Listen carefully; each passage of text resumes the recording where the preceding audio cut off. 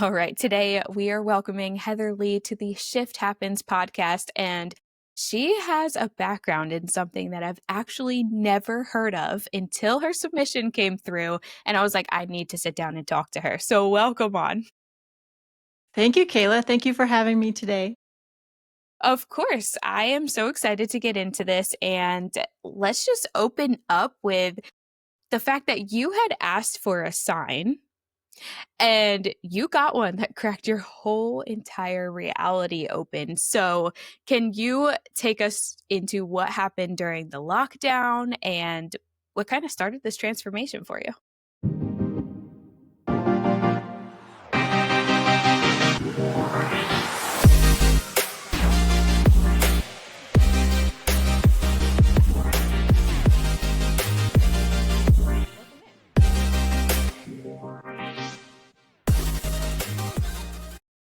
Yeah, so I'd been really unhappy my entire life, more than 50 some years of my entire life, and I couldn't figure out why I was here, why I was human, why I was on earth, and I don't know why I was asking that question either because I didn't have any knowledge of anything else. It was just natural to ask that. And so during COVID lockdown, I got my answer and I was in my yard with my dog, as I was lucky to have a dog at that time because a lot of people were rushing out to get a dog.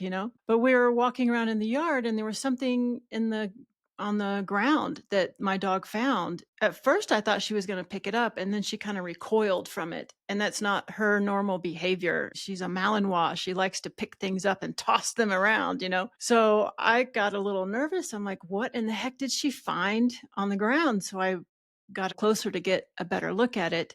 My mind could not process what I was seeing fast enough.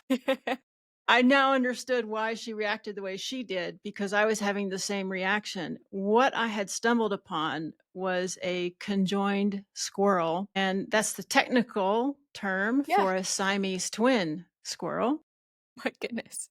And so my mind was just like, it was like clamoring to try and comprehend what I was seeing because I've seen these things, in on TV and textbooks. It's not something that you stumble upon in your life normally, Right. especially out in the wild. So I was stunned. And as I stood there looking at it, trying to figure out what in the heck I was supposed to do with this, because it looked like it was about half grown and it had fallen, I don't, maybe 50 feet or so from the nest. And it had never left the nest because it couldn't move. It was joined at the spine. Well, half of it was still alive and the other half was dead. And so the half that was still alive was blinking at me. I didn't know what to do with this thing. And as I stood there staring at it, I felt this wave of energy just wash over me. And I didn't understand any of it at that time because I hadn't been through my awakening. I wasn't a spiritual person. I didn't know what any of this meant. And I was stunned for a number of days after that. I felt a real sense of very intense quiet, and I couldn't figure out what it meant. I thought maybe it would had something to do with what the planet was going through and what humanity was going through and maybe the virus itself. So I wasn't really sure. It was 2 years later, as I was thrust into this massive spiritual awakening at warp speed, that I finally understood what that all meant. So, it Yes, was that it was an obvious sign. you were like, now I know what that was, why it came to me, and yeah, take us into that awakening that you got because this is the part that where I was like, I have to get into this with her. Yeah, that's so fascinating, and looking back at it now, it all makes clear sense, but when you're going Right. through it, it can be really confusing and overwhelming. It was exciting, but all of a sudden, I just felt like I had this, intuition that something huge was coming, and I couldn't decide if it was me specifically or if it was, had something to do with the planet.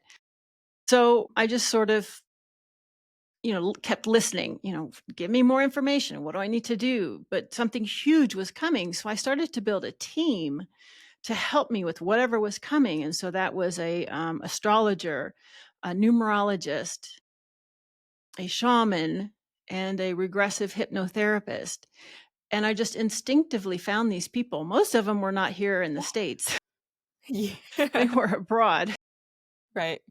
So I built this team, and it all sort of just came together the way it was supposed to come together, because February 2nd, 2022, which those are very significant numbers. Yeah. They're all I twos. was immediately thinking, I was like, wait, that's two, two, two, two, two.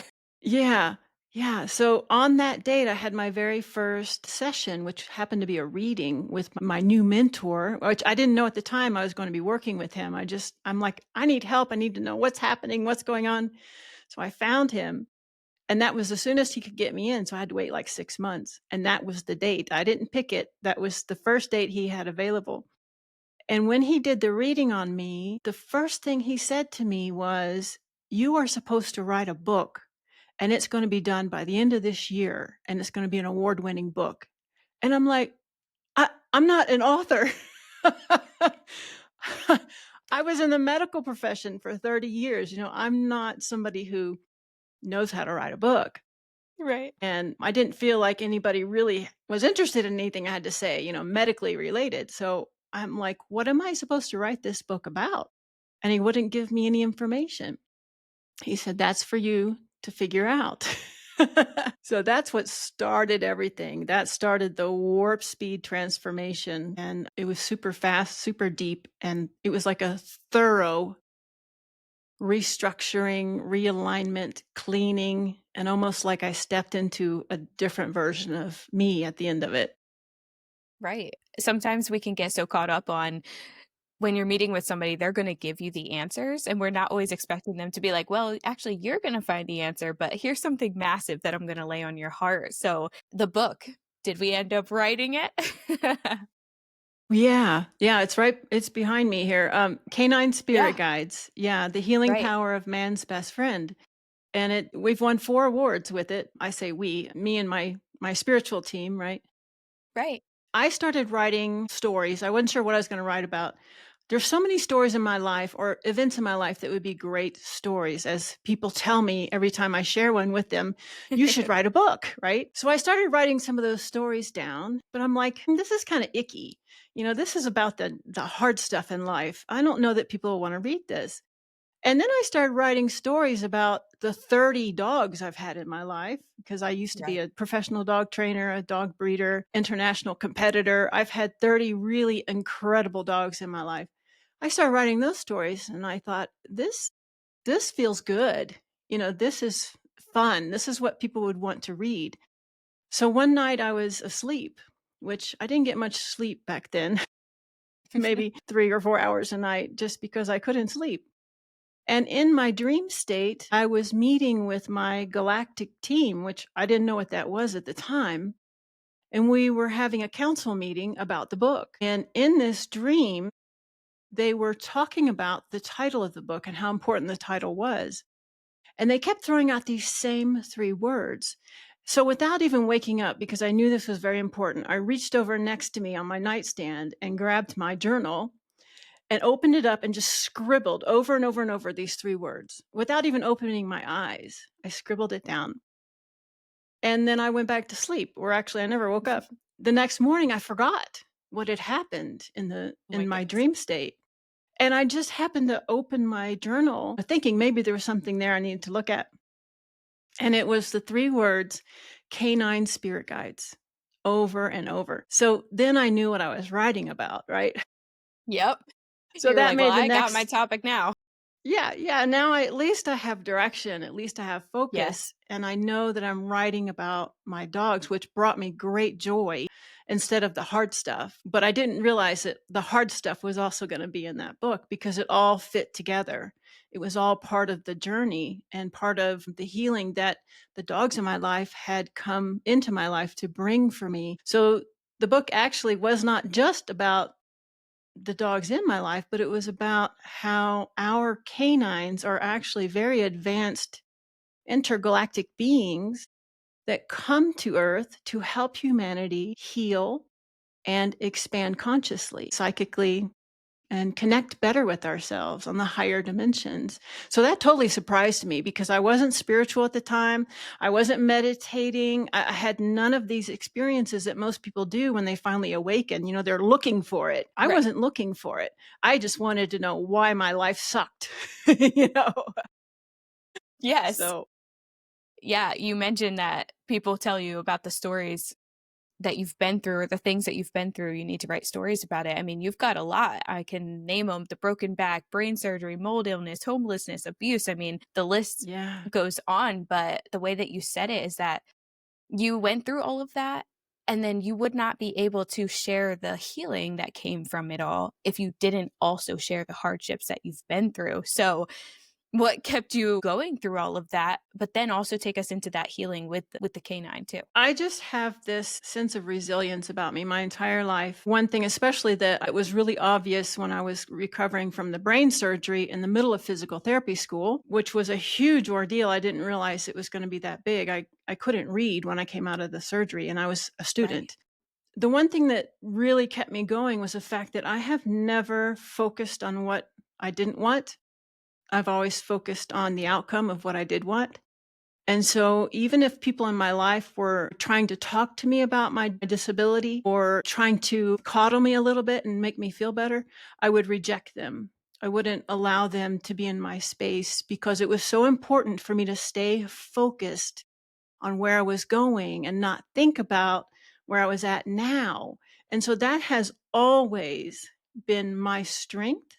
And that's just part of who I am. Nobody taught me that, and I don't think my parents even had that kind of trait. But that's what's always kept me going. No matter what catastrophe hit me, I didn't give it energy. I didn't give it the time of day. I didn't focus on it. I focused on the solution. How do I get out of this? I have no place to live. Now what do I do? I wasn't thinking about not having a place to live. The whole time I had all these chronic illnesses, I wasn't thinking, poor me, I feel terrible. I was thinking, what do I need to do to get out of this? That was my only question. Not why me, but what do I need to do to get out of this? And there's always, based on what I've shared in my book and what I've learned spiritually, there's always a message that we're intended to receive when those things happen to us. So even if I had a chronic illness, as long as I took time to go inward and ask, what's the message? What is this trying to show me or teach me? Or maybe what direction is it trying to take me in? Because sometimes I was meant to completely change the trajectory of my life at that point. So once I got the message, then I was free and clear of it. I could move on and it just fell away to the sidelines and it didn't affect me anymore. And when I was writing the book, all this became very clear. As I wrote about each dog, the canine spirit guides came through and introduced themselves to me because the canine spirit guides are not the actual dogs in our lives. They're the intergalactic, interdimensional.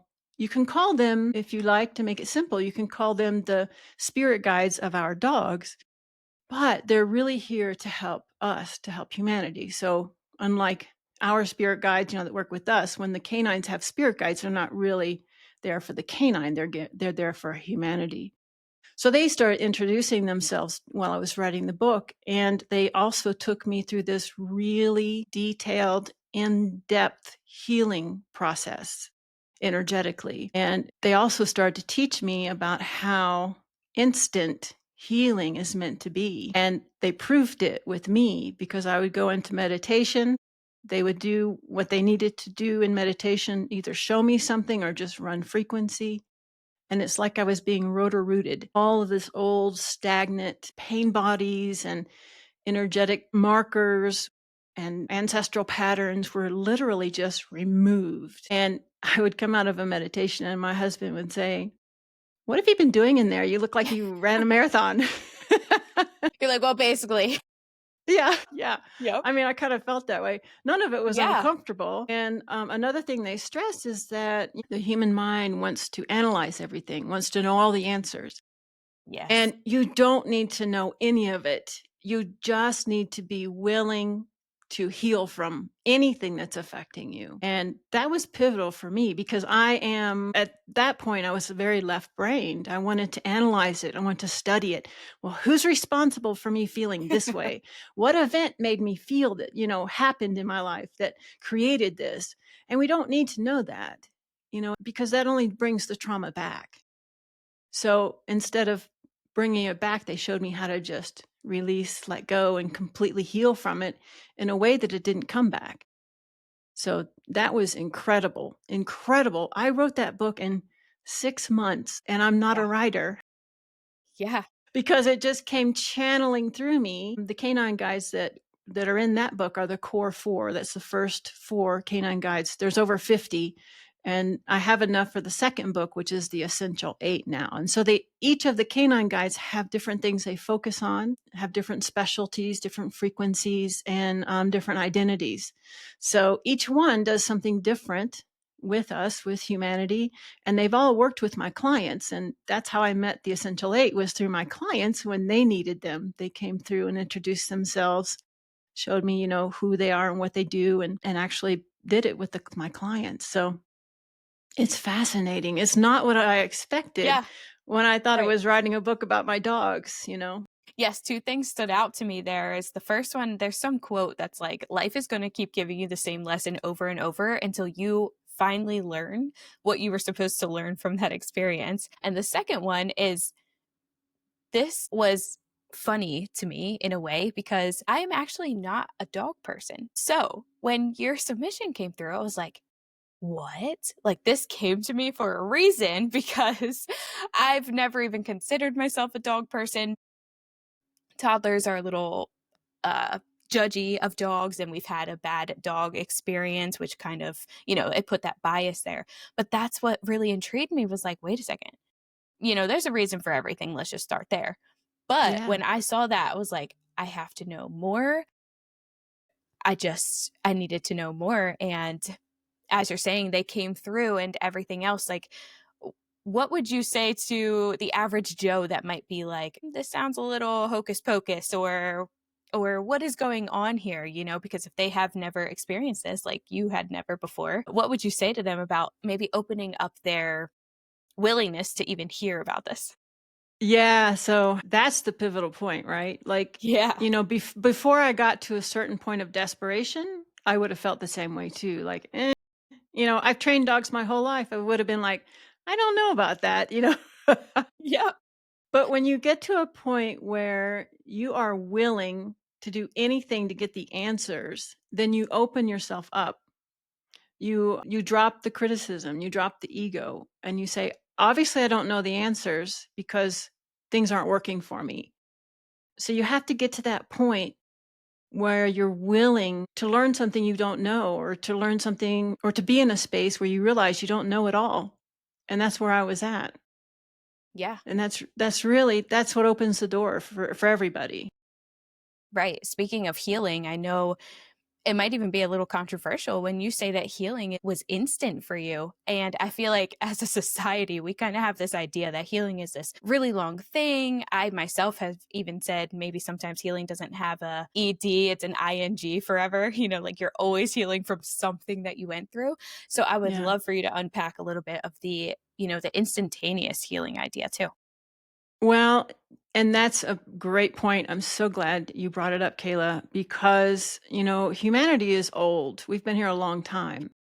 Yes. And unfortunately, we've kind of spiraled downhill. We used to know a lot more than we do now.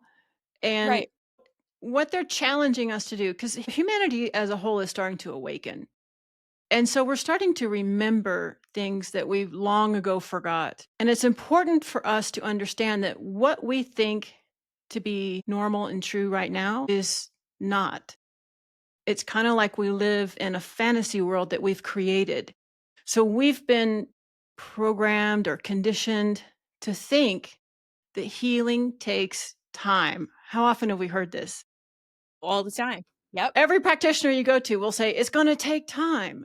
Yes. Yep. Well, when you understand quantum reality, the real quantum reality, not what the scientists think they know about it, But when you understand quantum reality and that everything is happening all at once, right here, right now, there is no past, present, future.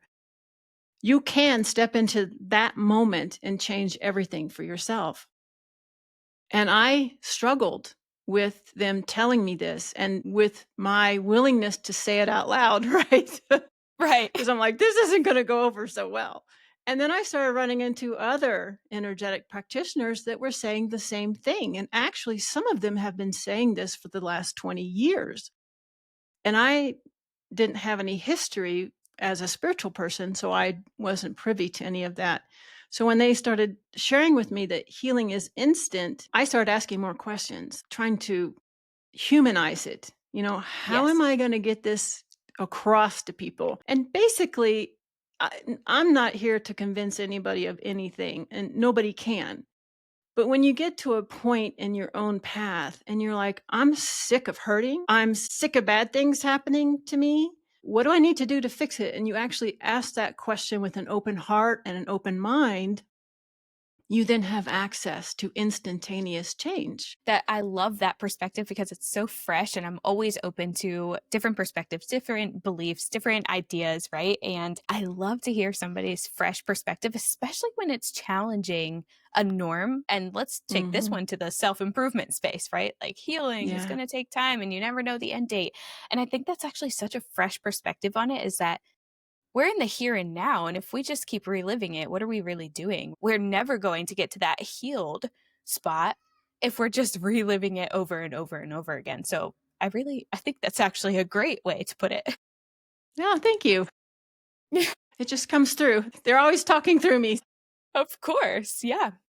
So you have embraced this whole new messaging, this whole new career. What is your message for somebody who feels like their life isn't really theirs anymore? Like the before, how you mentioned how there was a you before this moment and then a you after this moment. So, Yeah. yeah. So I think the average person calls this, the dark night of the soul, the shadow work. And this is a really important stage in your life. You've got to get to that point. Like I said, you have to surrender to it. You have to go into the depths of yourself and find those wounds, those triggers. You don't have to know specifically what they are, but just be with them. Be with that wounded part of you, right? Be okay with that wounded part of you. You don't have to know the details, and just say to yourself, I'm ready for something better. I mean, all you have to do is be ready with your heart, open heart, no reservations, no resistance, no restrictions, no qualifications. So you can't say, I'm ready if it looks like X, Y, and Z.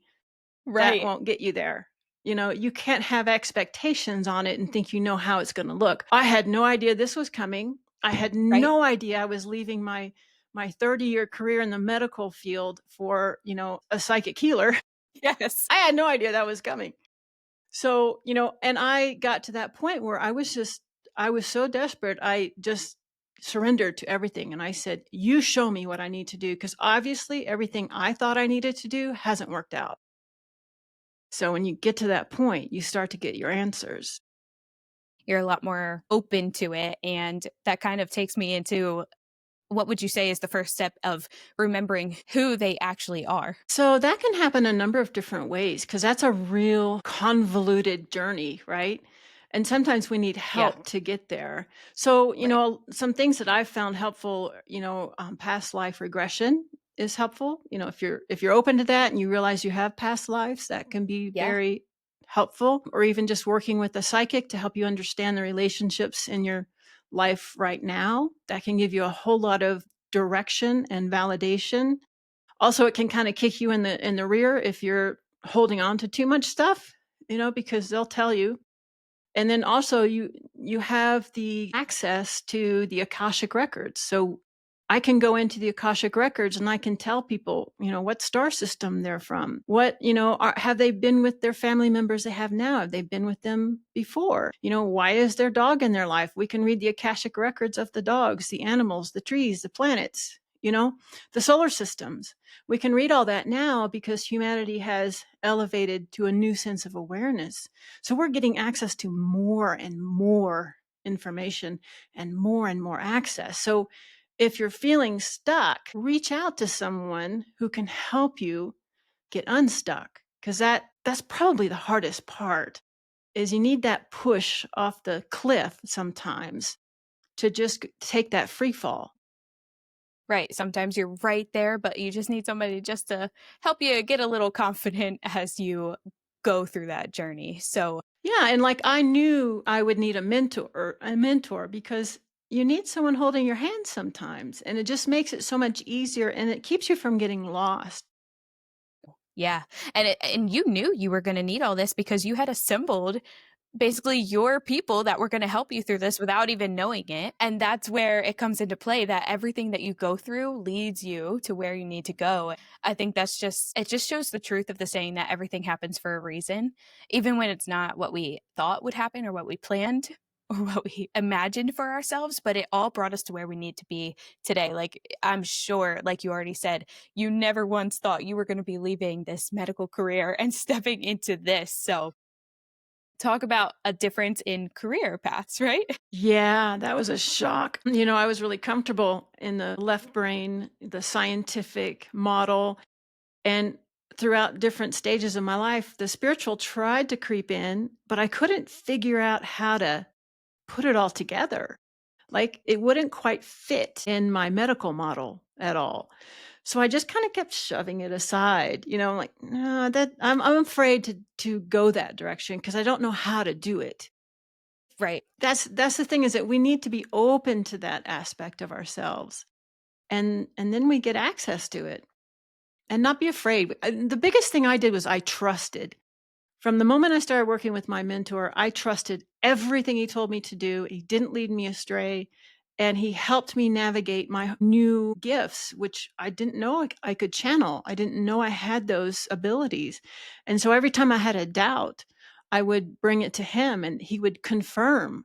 The canine guides wouldn't give him the answers, they wouldn't talk to him directly, but they would confirm what I was bringing to him, confirm or deny it, so that I could had a sounding board, to make sure I was on the right path, because you feel really insecure at first because you're like, is this my mind making this up? Right. Is this my subconscious coming through? Is this my ego, manipulating me? Because everyone thinks Mhm. when they get psychic messages, they think it's just their inner voice. It's just their thought process, their subconscious. And sometimes it is, but you learn to decipher between, a channeling, a download, a psychic message versus your own inner thoughts.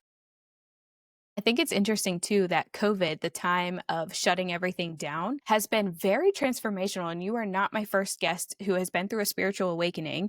And she also had it during COVID times. And I feel like that was such a time where it forced everyone to sit with themselves for maybe the first time they've ever done it.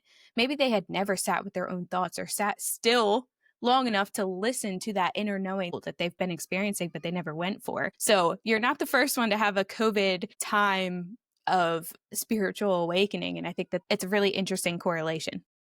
Well, the planet had to shift. So the planet was going through some major changes herself. And then humanity was also changing. So we were all going through this major growth spurt that we weren't even aware of. I actually, when I had my brain surgery back in 1994, I actually left my body, and I remember doing this. This is in the book. I saw myself leave my body, and I went to speak to my galactic council at that point because they wanted to know if I still wanted to stay and play, because it was going to be quite a bit longer, more than half my life more, before I got to the point where I was able to be activated into my mission.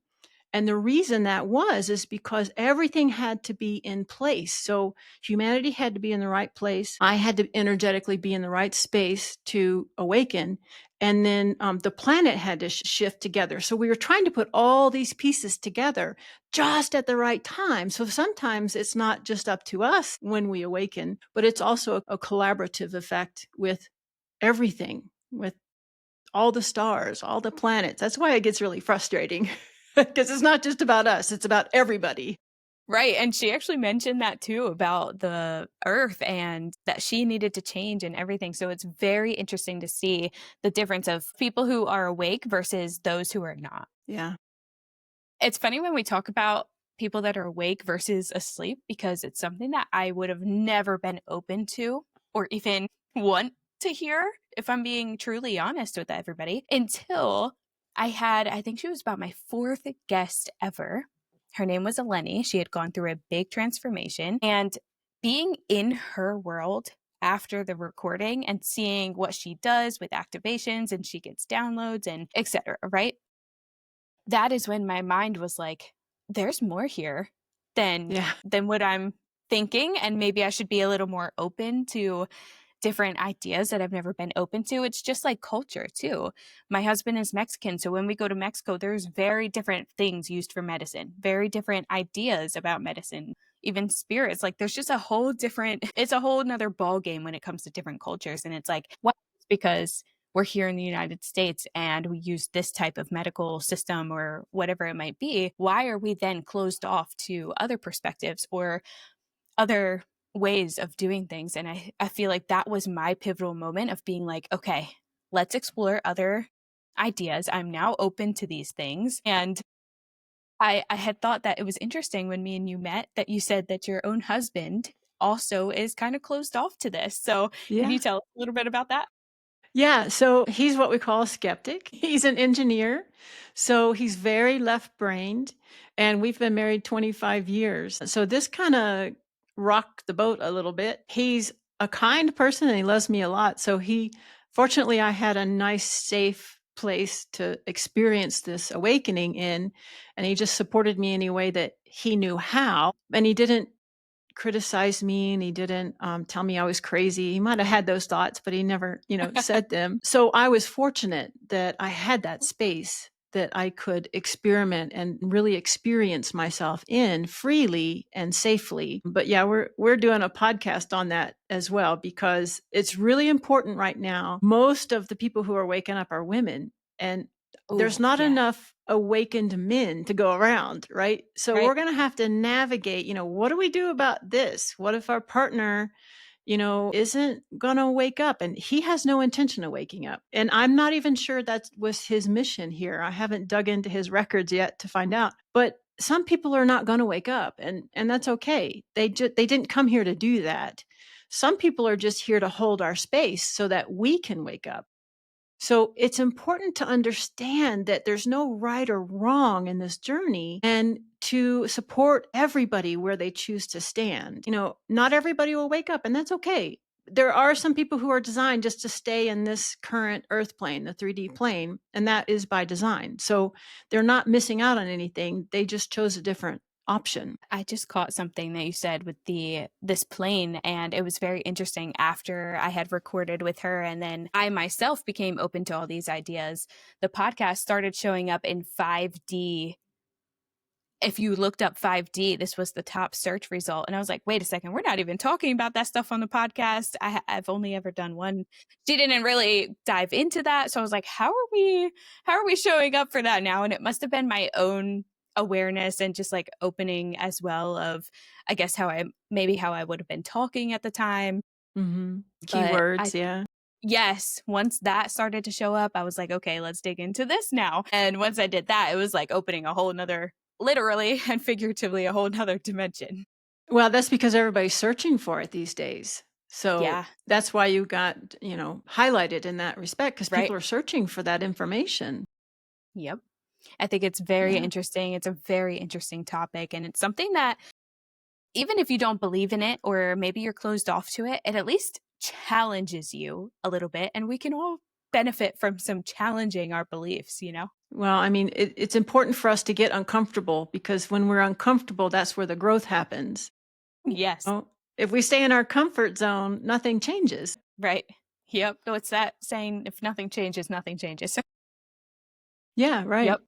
What do you think is the biggest thing that really changed for you other than we can see the surface level changes. We can see the going from the career to all of these different abilities. What do you think really hit you the hardest or had the biggest effect on you? Well, I had to not be afraid to be myself.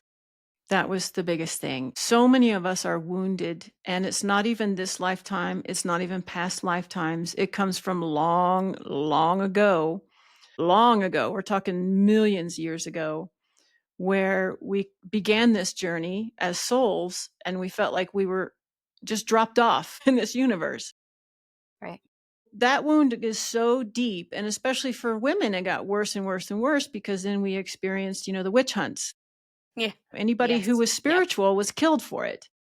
Right. And I've been in past lives, I've been mummified alive, and I've been bound and quartered, horrific. I've died horrific ways. I've been buried alive, and I've been sentenced to life in a dungeon, in total darkness for the rest of my life. And all that stuff came up at the very thought of going out in the world, because I was a solid introvert before all this happened. I wasn't used to standing on stage in front of other people and I'm sharing my still a solid story. introvert. Yeah. So, and I wasn't used to, experiencing life in public. So for me to come forward and speak to people and to promote my book and to work with people energetically and to be brave enough to say this in front of the world, I had to really heal that. That was the hardest part. I mean, the canine guides made it really easy, and it's not hard as long as you want to do it. But still, you have to overcome your fear of it.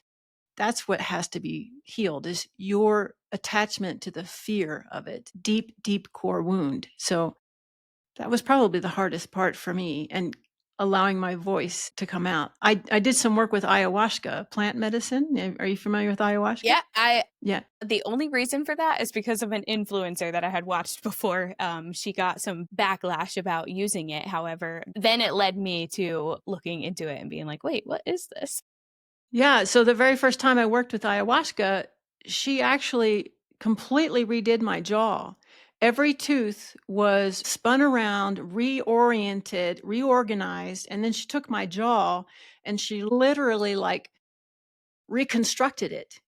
So when I came out of the ayahuasca ceremony, my voice was totally different. I And didn't even think of that. yeah, this was right before I needed to record the audio for my book.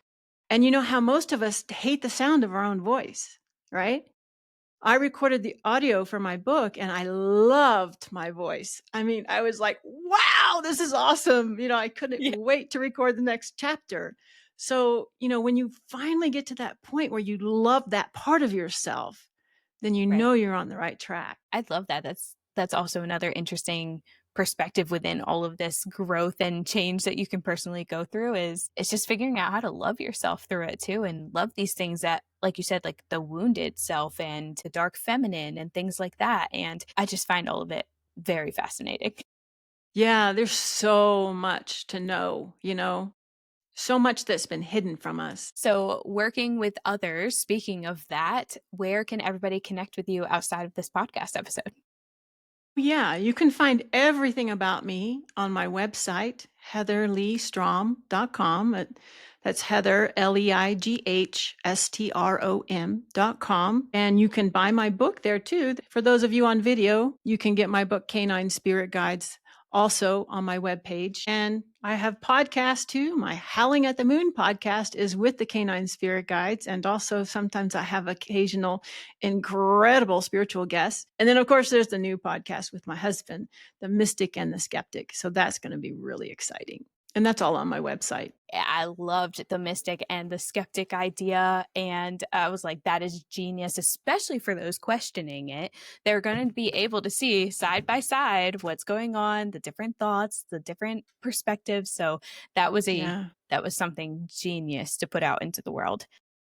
Yeah, and we're going to give you some tools to use too, so that either you can do it by yourself, you can do it with your partner to kind of find your way through that confusion. I want to thank you so much for being here today and taking us behind the scenes of all of this and sharing with that newfound voice and loving your voice. And Thank you. I'm just appreciative of it because this might have been something that I was very closed off to. I was like, I need to know more. This is so cool. This is so interesting. But like all of the things that you've been through in life, we have to go through certain things in order to even be open to these new ideas and these perspectives. I love that you gave us your information. If anybody's interested in more of what you do, they can go check you out. And thank you again for being here. Thank you, Kayla. Thank you for having me and allowing me to share with your audience. I really appreciate it. Gratitude to you, sister.